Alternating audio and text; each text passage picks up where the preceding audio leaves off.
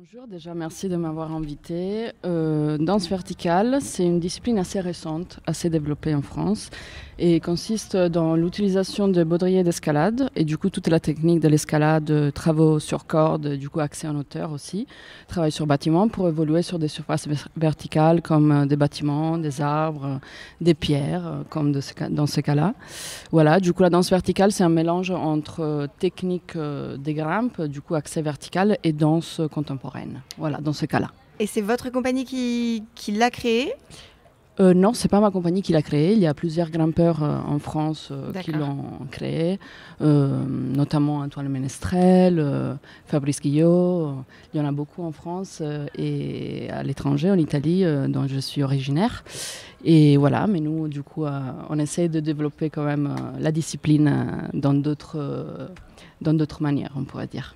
Et donc En suspens, c'est un extrait, une adaptation d'Ancrage, un spectacle chorégraphique pour les espaces naturels. Pouvez-vous nous en dire un peu plus sur le thème et la narration de ce spectacle? Tout à fait. Ancrage, c'est un projet chorégraphique qui naît en 2021 sur les Dolomites italiennes, notamment, pendant la période du Covid, dans laquelle on s'est senti un peu enfermé, un peu voilà, coupé du monde. J'étais en ces moments sur les Dolomites italiennes, dans la Val di Fiemme.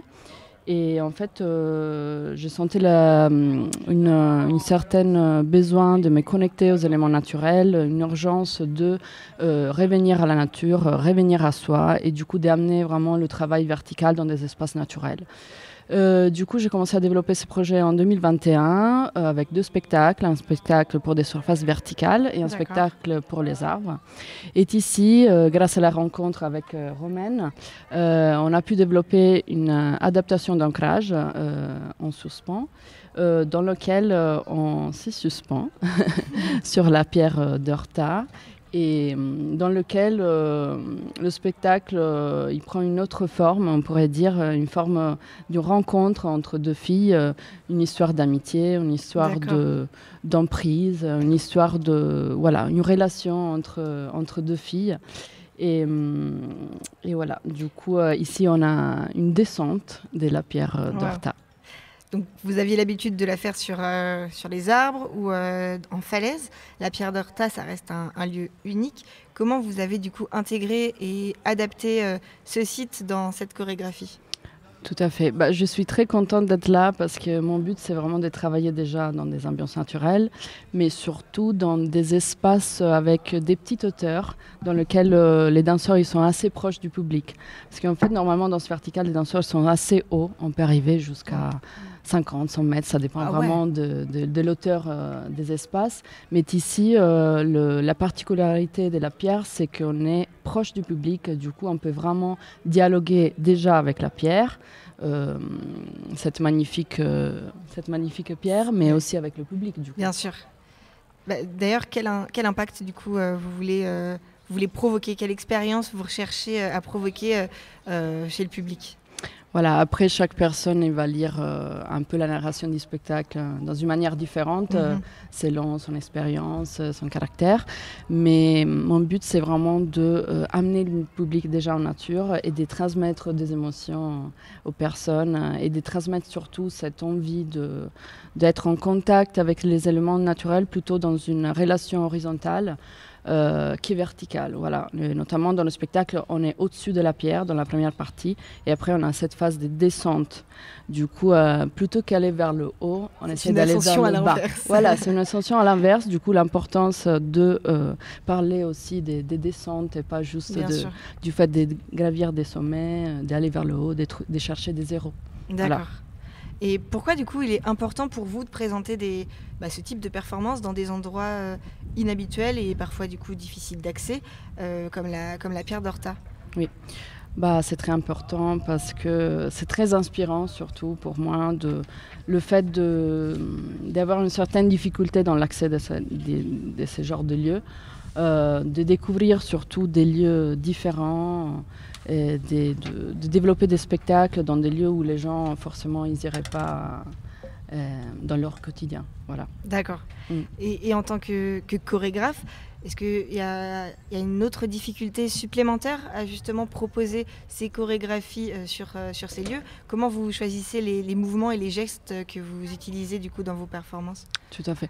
Déjà, il faut avoir une double formation, du coup, soit en grimpe, soit en danse verticale et après en danse contemporaine aussi. Après, le fait d'être en nature, ça m'amène plutôt dans...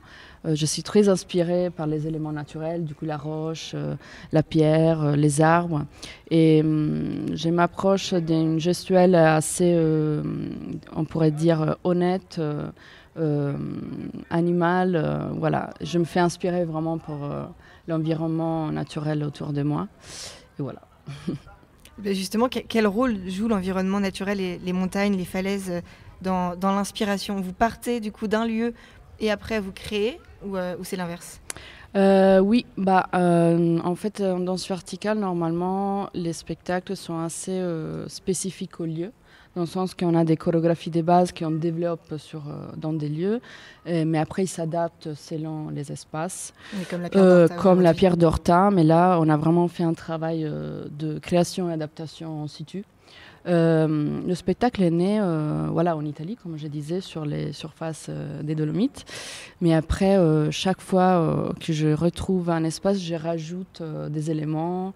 Et du coup, Ancrage, c'est vraiment un projet chorégraphique que chaque fois, on rajoute des petites couches au niveau chorégraphique selon les lieux.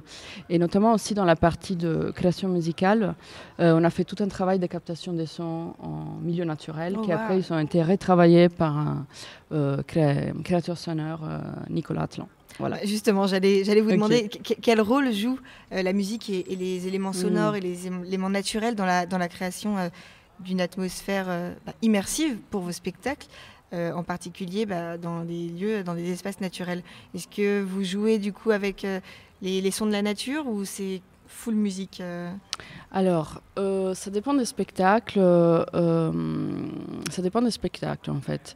Dans Ancrage, on a fait tout un travail de captation de sons en nature qui après ont été retravaillés par un compositeur de musique électronique. D'accord. Du coup, on a un mélange entre toute une partie un peu de ambiance sonore avec des éléments naturels et après ça transitionne sur une partie plus musique électronique mais quand même avec une base, on garde toujours la même base des sons naturels. D'accord.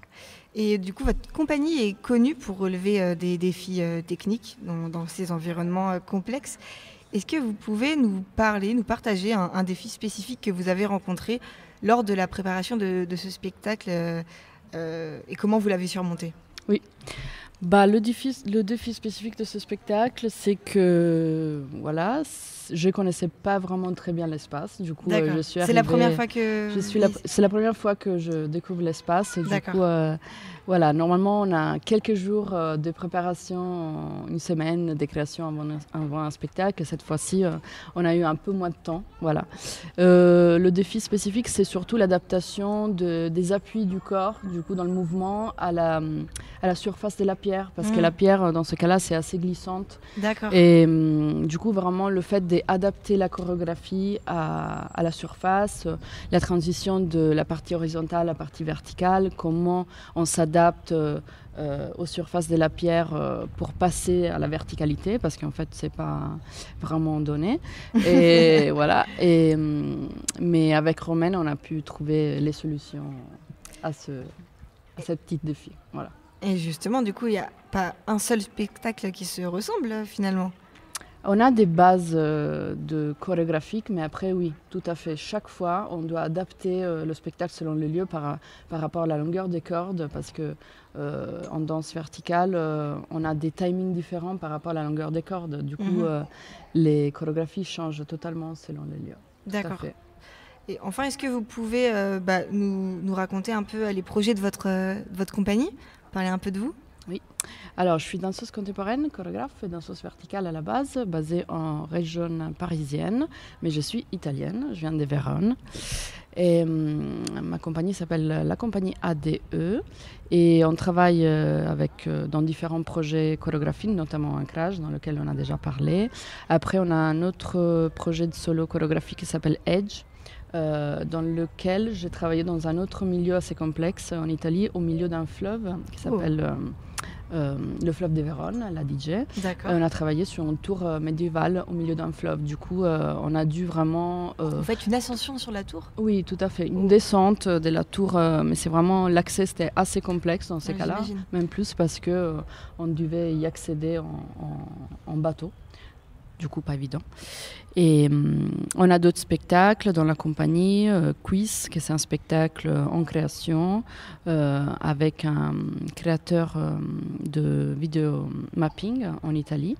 Voilà, on a plusieurs spectacles en cours, mais vraiment le but de la compagnie, c'est de créer des performances hybrides entre danse contemporaine et danse verticale, de un peu déspectaculariser la danse verticale, de sortir un peu de ces côtés spectaculaires dans lequel on a des danseurs très hauts et on a des sauts, on a des pendules, des cordes. Voilà, on essaie vraiment de se rapprocher du public et d'amener les personnes dans des lieux insolites. Super. Et justement, dernière question, quelle est la raison pour vous, qu'est-ce qui pourrait motiver justement le public de Chamonix à venir assister à votre spectacle ? Pourquoi doit-on venir Pourquoi ici ? Déjà, il fait beau et c'est pas donné. C'est clair.